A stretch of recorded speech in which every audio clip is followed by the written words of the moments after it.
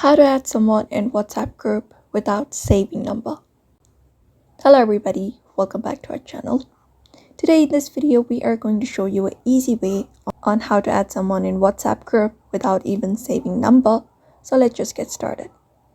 For that, go ahead and open up your WhatsApp, and once you've opened up, in order to add someone on a WhatsApp group without saving their number, you need to generate a group and you can share the invite link of the group and share it with them. For that, you need to tap on this plus icon in the bottom and you can find this new group option. Just go ahead and select up the people for now, and after that create up a group. Once the group is created, go ahead and tap on the name of the group, and once you are here, scroll down and go to the invite via link.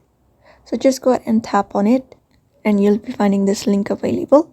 So I can go ahead and copy the generated link or share it with the person you want to add to the group through any messaging app apart from WhatsApp.